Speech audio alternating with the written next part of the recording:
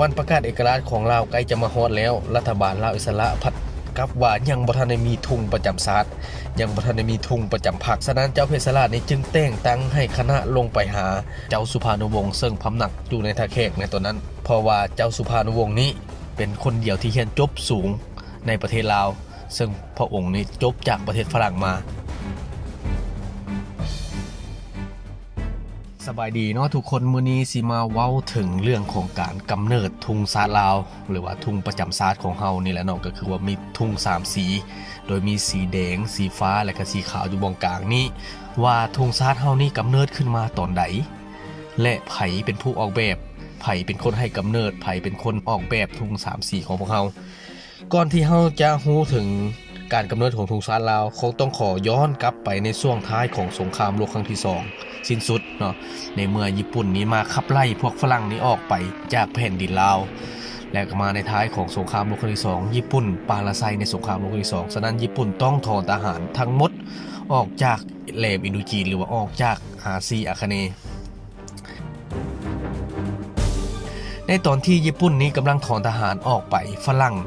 ก็เห็นโอกาสที่จะกลับมาครอบครองอินโดจีนอีกครั้งหนึ่งโดยเฉพาะแม่นกลับขึ้นมาครอบครองลาวฉะนั้นก่อนที่ฝรั่งจะกลับขึ้นมาครอบครองลาวอีกครั้งหนึ่งท่านมหาอุปราชเพชรราชจึงได้จัดตั้งรัฐบาลอิสระขึ้นในประเทศลาวเพื่อจะประกาศเอกราชให้โลกรู้ว่าลาวนี้ได้รับประกาศเอกราชแล้วฉะนั้นท่านมหาอุปราชเพชรราชจึงฮีบฮ้อนประกาศเอกราชโดยมีเจ้าสุภานุวงศ์นี้เป็นผู้ที่ปรึกษาในการจัดตั้งคณะรัฐบาลลาวอิสระขึ้นเพื่อยึดอำนาจในวันที่23สิงหาปี1945และประกาศเอกราช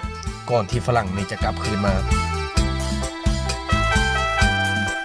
ในเมื่อวันประกาศเอกราชของลาวใกล้จะมาฮอดแล้วรัฐบาลลาวอิสระพัดกับว่ายังบ่ทันได้มีธงประจำชาติยังบ่ทันได้มีธงประจำพรรคฉะนั้นเจ้าเพชรสราชนี้จึงแต่งตั้งให้คณะลงไปหาเจ้าสุภานุวงศ์ซึ่งพำนักอยู่ในท่าแขกในตอนนั้นเพราะว่าเจ้าสุภานุวงศ์นี้เป็นคนเดียวที่เรียนจบสูงในประเทศลาวซึ่งพระองค์นี้จบจากประเทศฝรั่งมาฉะนั้นเจ้าเพชรสราชจึงได้แต่งตั้งให้ท้าวคำเก่งทหารองครักษ์ของพระองค์นี้เดินทางลงไปท่าแขกซึ่งในเวลานั้นเจ้าสุภานุวงศ์ท่านสิงคโปร์สีโคจุลามณีท่านเหงียนแจ้ง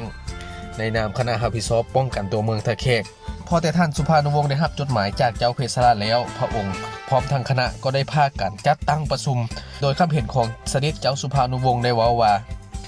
อยู่เวียดนามก็มีธงชาติมีรูปดาวแล้วอยู่ลาวเฮาก็มีธงชาติควรจะเป็นรูปเดือนเพื่อเคียงคู่กันไปเหมือนเดือนกับดาวอยู่ท้องฟ้าแล้วพระองค์ก็ได้เต็มแบบธงออกมาโดยมีพื้นสีแดงสดใสมีรูปเดือนเต็มดวงอยู่ครึ่งกลางและทั้งสองข้างนี่แม่นมีรูปสีน้ำเงินหลังจากที่พระองค์ได้ออกแบบธงชาติลาวเรียบร้อยแล้ว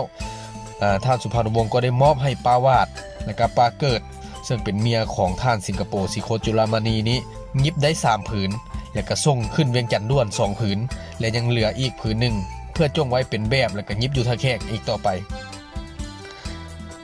พอแต่ธงชาติได้เดินทางขึ้นไปฮอดนครหลวงเวียงจันทน์แล้วซึ่งเกิดจากความคิดหรือว่าความคิดของเสด็จเจ้าสุภานุวงศ์และก็คณะอยู่ท่าแขกส่งขึ้นมาให้ทางคณะรัฐบาลลาวอิสระอยู่เวียงจันทน์ก็เห็นดีเห็นพร้อมและก็มอบให้ท่านทำสัญญสิทธิ์เสนาโฆษกรัฐบาลลาวอิสระแต่ตอนนั้นทำการยิบอย่างว่องไวทั้งเว้นทั้งคืนเพื่อเตรียมพร้อมให้ทันมื้อประกาศเอกราชในวันที่12ตุลาปี1945เนาะสรุปได้ว่านั่นก็คือธงชาติลาวนี่แม่นได้ออกมาจากความคิดหรือว่าเป็นต้นแบบมาจากท่านสุภานุวงศ์ซึ่งเป็น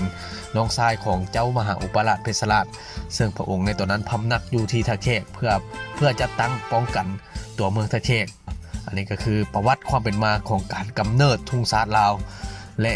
จากมื้อนั้นจนถึงมื้อนี้ธงชาติลาวเฮาก็ได้สะบัดอยู่ถึงพื้นแผ่นดินลาว